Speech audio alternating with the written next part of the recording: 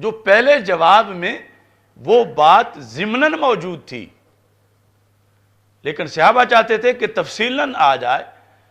تاکہ بعد والوں کے لیے سمجھنا مزید آسان ہو۔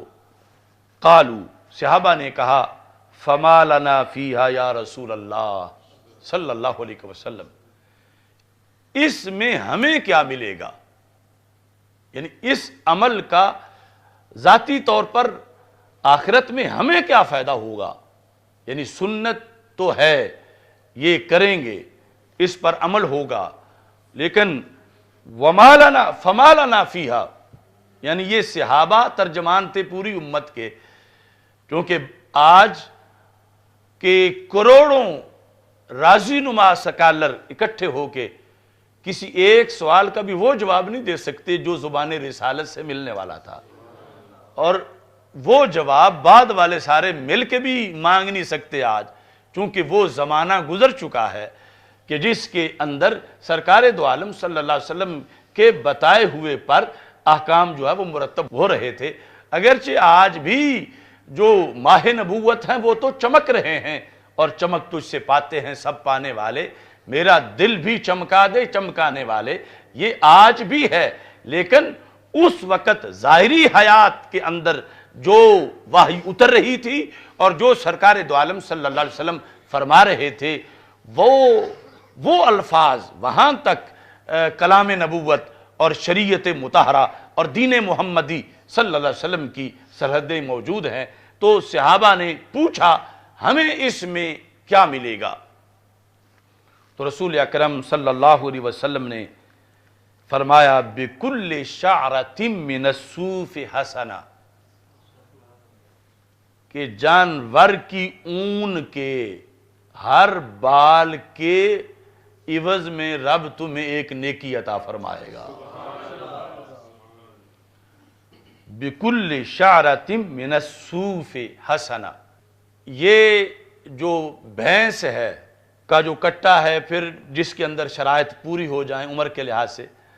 تو وہ بال جو ہیں وہ اتنے گھنے نہیں ہوتے جتنے گھنے بھیڑ کے ہیں یا بکری کے ہیں، یعنی ہاتھ رکھیں تو اتنے زیادہ سینکڑوں کی تعداد میں یا ہزاروں کی تعداد میں وہاں نہیں آئیں گے، یہ دوسری جگہ آئیں گے۔ تو رسول اکرم صلی اللہ علیہ وسلم نے خصوصی طور پر صوف کا نام لیا، یعنی جن جانوروں کے اندر زیادہ بال ہیں،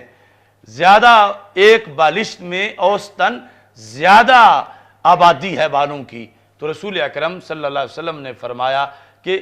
اس معیار پر سارے جانوروں کے اندر رائج کیا جائے گا۔ بِكُلِّ شَعْرَةٍ مِّنَ الصُّوفِ،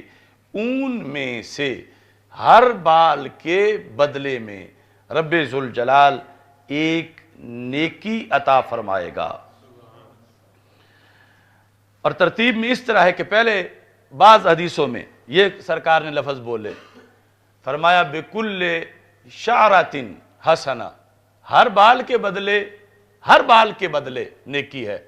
تو بعض احادیث میں پھر تیسرا سوال ہے، فَالصُّوفُ یا رسول اللہ صلی اللہ علیہ وسلم، کہ ایک ہے شعرہ، وہ یعنی آ گیا وہ جو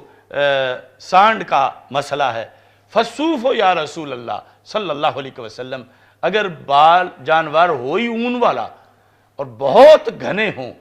تو کیا اتنی کثرت سے پھر ثواب ملے گا؟ فَالصُّوفُ یا رسول اللہ صلی اللہ علیہ وسلم، تو ہمارے آقا صلی اللہ علیہ وسلم نے فرمایا بِكُلِّ شَعْرَةٍ مِّنَ الصُّوفِ حَسَنَةٍ، کہ اگر اون ہے تو پھر اون کے ہر بال کے بدلے بھی رب ذوالجلال نیکی عطا فرمائے گا۔ تو یہاں پر ضمناً یہ بھی آیا کہ یہ جو دنیا کی مختلف چیزیں ہیں ان کے علوم بھی علوم نبوت کے اندر گم ہیں، اور یہ بھی ایک ذیلی شعبہ ہے۔ اب رسول پاک صلی اللہ علیہ وسلم کو جانوروں کی جو مختلف حالتیں ہیں یا کھالیں ہیں جانوروں کی، یا جانوروں کی عمریں ہیں، یا جو نشانیاں ہیں، یہ سارا علم تھا تو پھر ان کے لحاظ سے احکام بھی بیان کیے۔ اگرچہ یہ تو ایک عام انسان کو بھی پتہ چل سکتا ہے، لیکن سرکار دو عالم صلی اللہ علیہ وسلم جب وہ مکھی کے پر اور اس کے اندر جو جراثیم ہیں بیماری کے یا شفا کے، وہ احکام بھی بیان کرتے ہیں، تو یہ یعنی ان چیزوں کی طرف سرکار صلی اللہ علیہ وسلم نے مثالیں دے کر یہ واضح کیا کہ شرعی احکام کو بیان کرنے کے لیے ایک سکالر کو یہ معلومات بھی ہونی چاہیے، اور یہ اس لیے کہ جب مسائل پوچھے جائیں گے تو ضمناً ان کا بھی دخل ہوگا، اور یہ جاننا دنیا داری نہیں ہوگا اگر یہ اس نیت سے ہے کہ اس کی وجہ سے دین کے مسائل کا دائرہ یہاں تک بھی آ سکتا ہے۔ اور اگر مثال کے طور پر مفتی صاحب کو صوف اور اشارہ کے درمیان فرق کا ہی پتہ نہیں، کہ جس طرح مثلا آگے زمانہ آ رہا ہے ٹیسٹ ٹیوب بیبیز کا، اور ٹیسٹ ٹیوب بیبیز جو ہیں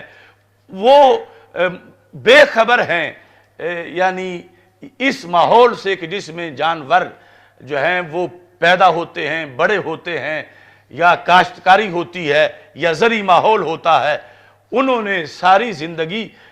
کبھی ایسی کائنات کی طرف دیکھا ہی نہیں، تو ان کے لیے تو پھر جواب دینے میں یہاں بھی مسئلہ بن جائے گا کہ یہ کس مخلوق کی بات کر رہے ہیں، یعنی ان کے لیے تو یہ بھی پھر مسئلہ بن جائے گا کہ پوچھا گیا ہے پودینہ کے بارے میں، تو وہ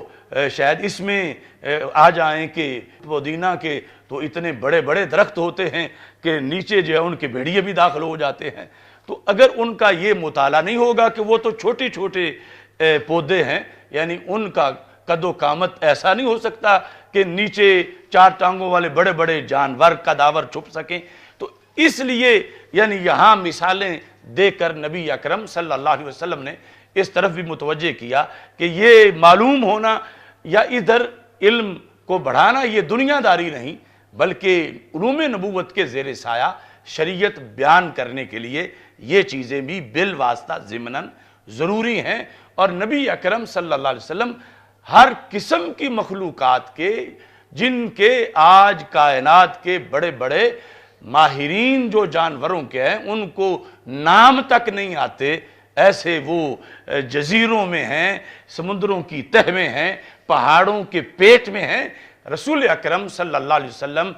ان حشرات الارض پرندوں اور جانوروں کے ظاہر کو بھی جانتے تھے، باطن کو بھی جانتے تھے، ان کی خوراک کیا ہے، غذا کیا ہے، جیتے کیسے ہیں، مرتے کیسے ہیں، رہتے کیسے ہیں، اور ان کے مختلف انداز کیا ہیں، یعنی یہ وہ سارے علوم ہیں جو رسول اکرم صلی اللہ علیہ وسلم کے علم نبوت کی ایک جھلک میں گم ہیں، اور اس سے اوپر کہیں علوم ہیں رسول اکرم صلی اللہ علیہ وسلم کے۔ تو نبی اکرم نور مجسم شفیع معظم صلی اللہ علیہ وسلم نے ایک موقع پر پھر یہ بھی ارشاد فرمایا، فوائد بیان کرتے ہوئے اس سے علیحدہ اس حدیث شریف کو مختلف صحابہ روایت کرتے ہیں، اور خطاب اس میں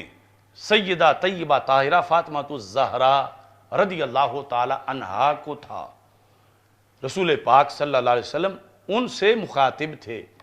کہ آپ یہ کام کریں۔ یہ جو امام سیوطی رحمۃ اللہ علیہ نے مسند فاطمہ الزہرا رضی اللہ تعالی عنہا کتاب لکھی، اس کے اندر بھی یعنی یہ احادیث 3 حوالوں سے موجود ہے۔ یہ حدیث اس میں یعنی ایک طرف تو اس کے راوی حضرت عمران بن حسین رضی اللہ تعالی عنہ، جس میں نبی اکرم صلی اللہ علیہ وسلم نے فرمایا، یا فاطمہ تو رضی اللہ تعالی عنہ قومی الی اضحیتک، اٹھو اپنی قربانی کی طرف، یعنی قربانی کا جانور جو ہے اس میں یا فاطمہ رضی اللہ تعالی عنہ، یہاں سے گفتگو کا آغاز ہے۔ اور یہ حدیث شریف جو ہے جو مسند فاطمہ کے اندر امام سیوطی نے ذکر کی، پہلے محدثین میں سے امام طبرانی نے معجم کبیر میں ذکر کی، اور معجم کبیر میں اس کا نمبر جو ہے وہ 600 ہے اس حدیث کا۔ معجم اوسط بھی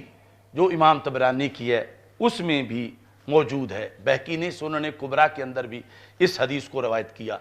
کہ جس کے راوی حضرت عمران بن حسین رضی اللہ تعالی عنہ ہیں۔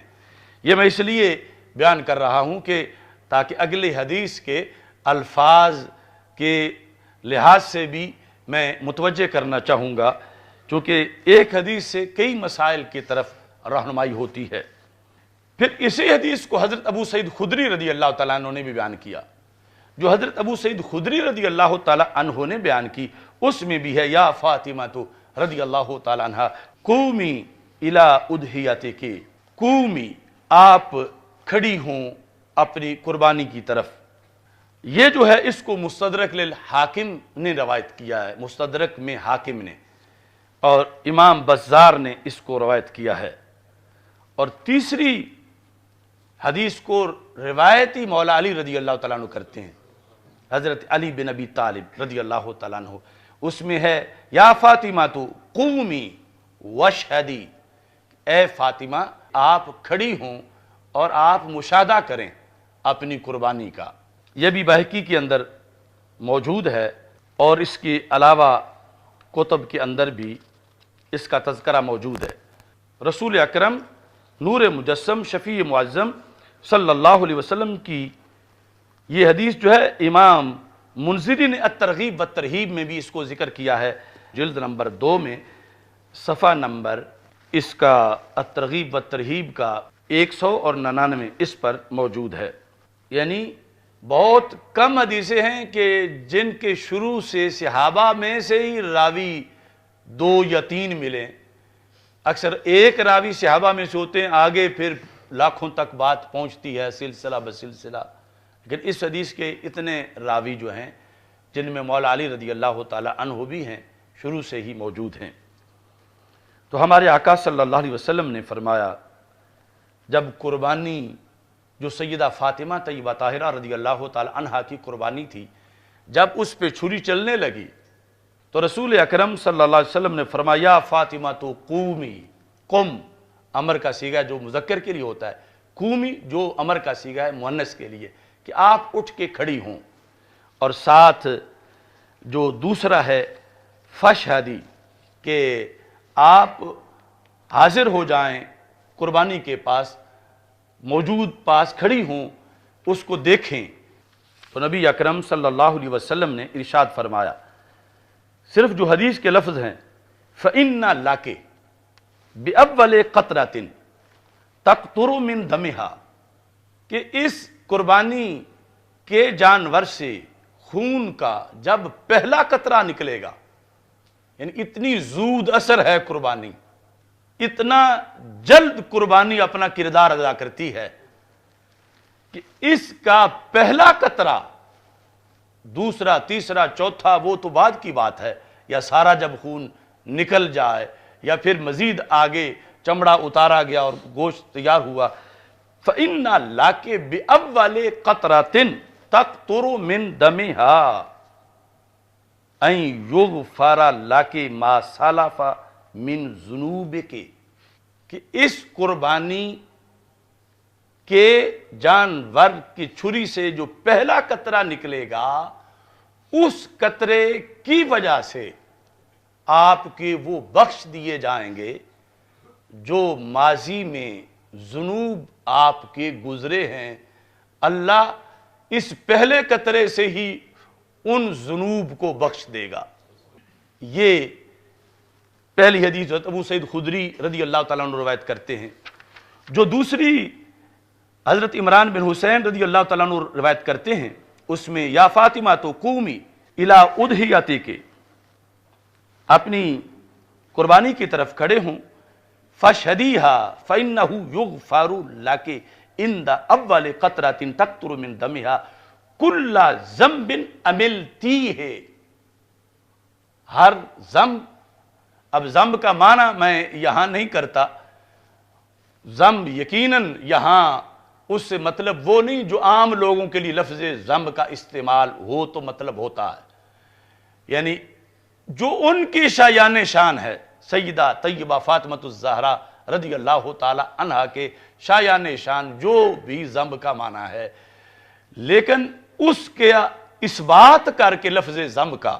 اور پھر اس کے لحاظ سے مغفرت کا استعمال کرتے ہوئے رسول اکرم صلی اللہ علیہ وسلم نے فرمایا کہ پہلے قطرے کے ساتھ ہی اس میں فرما عملتی ہے جو آپ نے کیے ہیں اللہ ان میں سے ہر ایک کو بخش دے گا. اور پہلی میں فرمایا ما سلفا جو ماضی میں گزر چکے ہیں. اور جو تیسری ہے اس کے اندر حضرت مولا علی رضی اللہ تعالی عنہ جو روایت کرتے ہیں